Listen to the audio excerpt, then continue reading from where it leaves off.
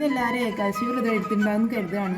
അപ്പോൾ ഇന്ന് ഞാൻ ഭഗവാന്റെ നമുക്ക് നൽകിയ ഏറ്റവും വലിയ ഉപദേശം, അല്ലെ ഭഗവാന്റെ ഏറ്റവും വലിയ ആയുധം തന്നെ എന്ന് പറയാം. ഈ ആയുധം എന്ന് പറഞ്ഞാൽ അദ്ദേഹത്തിൻ്റെ ശംഖുചക്രങ്ങളല്ല, അദ്ദേഹത്തിൻ്റെ പുഞ്ചിരിയാണ്.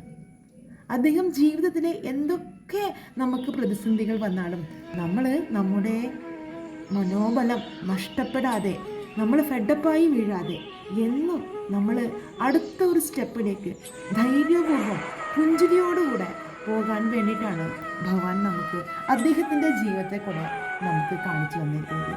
അപ്പോൾ എല്ലാവർക്കും ഭഗവാന്റെ അനുഗ്രഹം ഉണ്ടാകട്ടെ. അപ്പോൾ നമ്മുടെ ജീവിതത്തിൽ ഓരോ ക്രൈസിസ് വന്നാലും നമ്മളവിടെ ഫെഡപ്പായി വീഴാതെ നമ്മൾ പുഞ്ചിരിച്ചുകൊണ്ട് അടുത്ത സ്റ്റെപ്പിലേക്ക്, ഇനി നെക്സ്റ്റ് സ്റ്റെപ്പ് എന്ന് പറഞ്ഞിട്ട് പോകാൻ ശ്രമിക്കുക.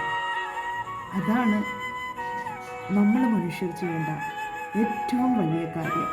അല്ലാതെ നമ്മുടെ ഓരോ പ്രശ്നങ്ങൾ, ജീവിതമാണ്, പ്രശ്നങ്ങൾ വരും. പക്ഷെ അതിലൊന്നും നമ്മുടെ പാത ഒരിക്കലും നമ്മൾ മുന്നോട്ട് വെച്ച് കാണും, അത് മുന്നോട്ട് തന്നെ പോവാം. ഇടയിൽ എന്തൊക്കെ പ്രതിബന്ധങ്ങൾ വന്നാലും നമ്മൾ മുന്നോട്ട് തന്നെ പോകാൻ ശ്രമിക്കുക.